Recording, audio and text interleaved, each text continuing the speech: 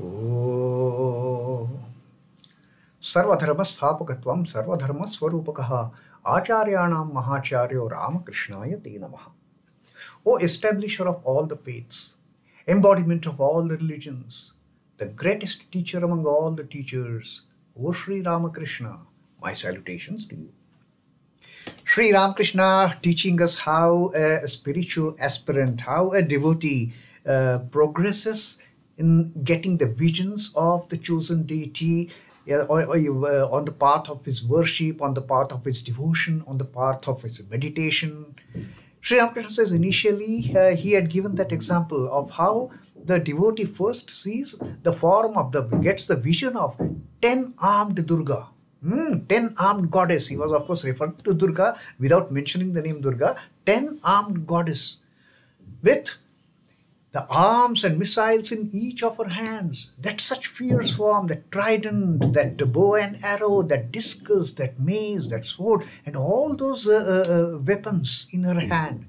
She is crushing that demon lying on the ground with the trident. The fearful form.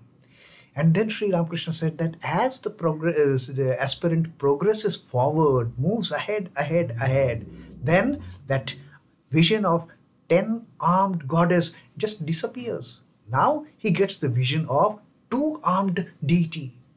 Very loving, very affectionate. Now there is no more that no weapons, no missiles in those 10 hands. Now it is just a 2-armed deity, a simple, loving form. Most affectionate, most compassionate, and that vision even further gets modified.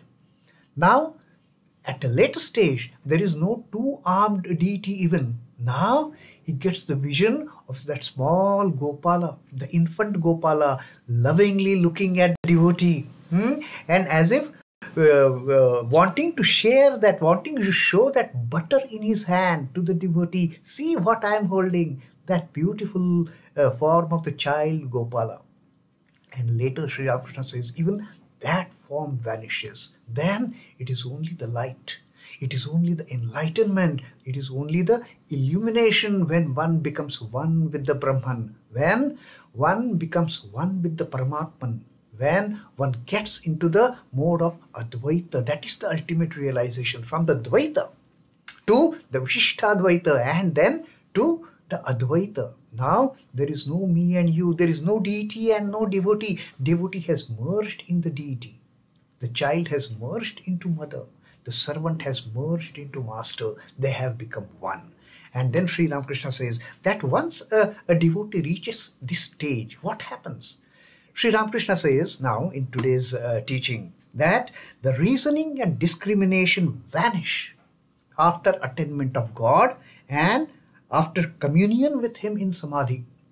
Once the devotee attains Samadhi, once the devotee becomes one with the divine, then there is no more reasoning, there is no more discrimination, there is no more thinking process at all. One becomes totally silent. And then Sri Ramakrishna said that this was the case with Trailanga Swami. Trailanga Swami was a noted monk in Benares, and Sri Ramakrishna had met him. Sri Ramakrishna had great reverence for Trailanga Swami because he was Brahmajnani. He had realized. He had the ultimate realization, and therefore he had taken a vow of silence, Mauna Vrata. He never used to talk. He was just imbibed in that oneness with the Brahman. So Sri Ramakrishna then gives an example of having attained the Brahmajnana, having attained becoming one with the Brahman, how the silence comes to one's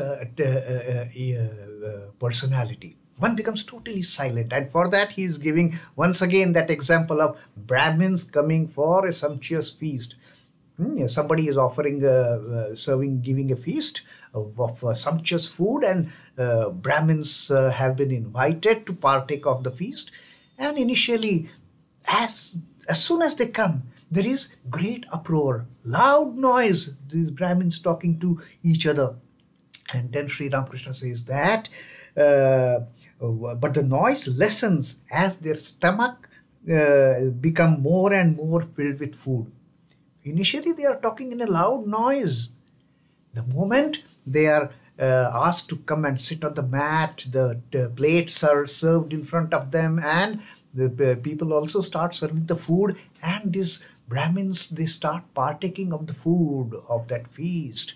Then automatically all the talk comes down, the noise level comes down. Then when the last course of curd and sweet is served, one hears only the sound of soup, soup. When the curd and sweets, they are served in the end, towards the end of the feast. So the brahmins now, they are now once that curd and sweet is served, one can only hear the noise of soup, soup. How they are slurping, they are scooping the curd in their palms, and they are just slurping the curd, and that's the only noise one can hear. Now there is no more talk.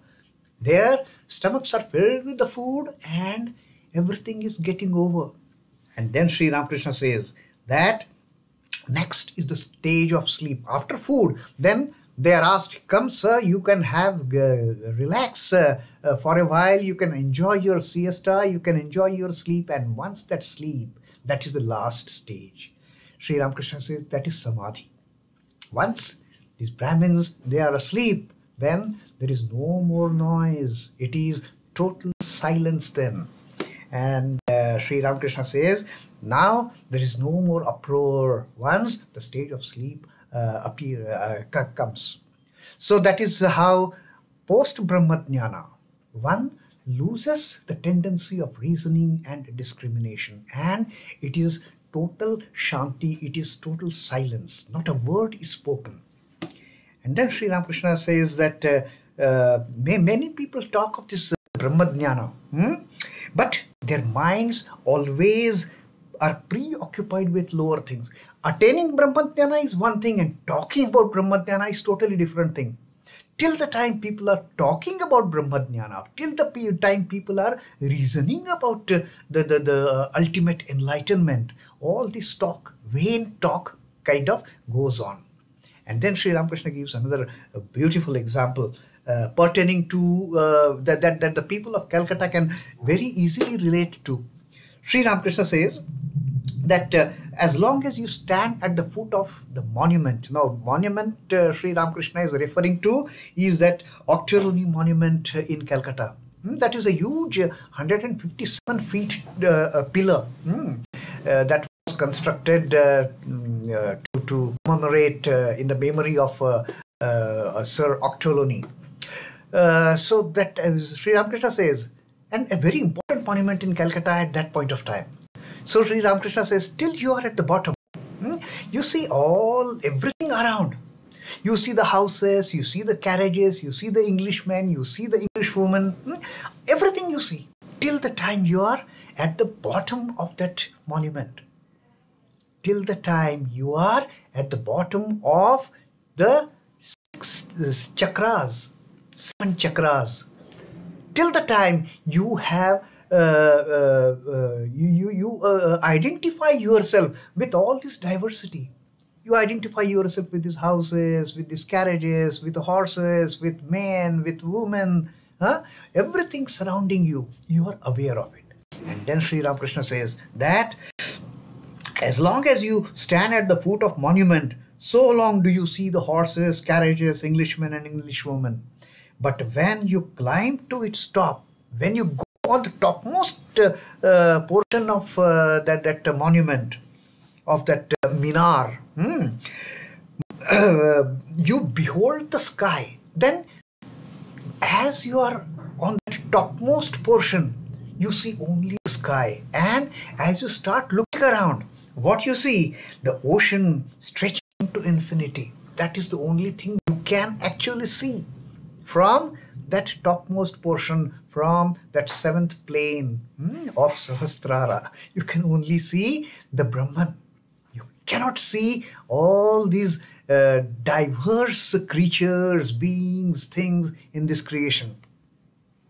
Then you do not enjoy buildings, carriages, horses or men. They look like ants. Once you are at the topmost plane, then all these worldly things, they have become so insignificant to you. You don't even pay any attention to them.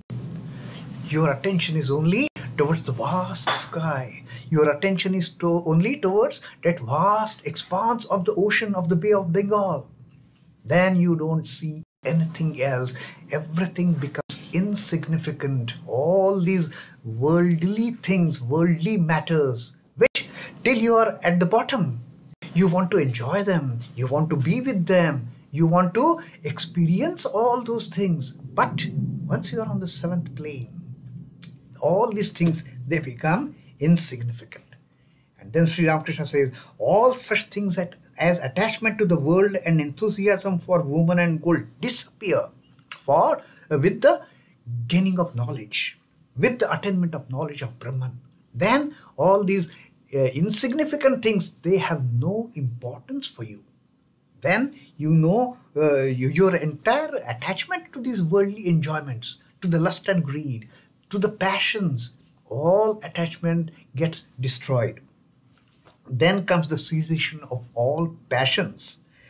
And then again Sri Ramakrishna gives that example that when the log of wood is burning, when you light a log of wood, initially till the time there is moisture in it and there is a fire, you see that crackling noise. When you fire the log, there is noise, you can see the fire actually, that flame, and towards the end. But when the burning is over, then there is only ash that remains. Then there is no crackling noise, there is no simmering noise, there is no flame even. What remains after burning of the log? Only ash, which has no significance for that matter. Thirst disappears with the destruction of attachment. The moment attachments are gone, the moment attraction towards worldly things are gone, then there is no more hankering after anything. There is only peace. Finally comes peace, Sri Ramakrishna says. The nearer you come to God, the more you feel peace. And for here, the nearer we come to realize the Brahman, there is nothing but peace and bliss. The Anandam portion of the Satchidananda, that is what one starts experiencing. There is no attraction for any of the trifling matters.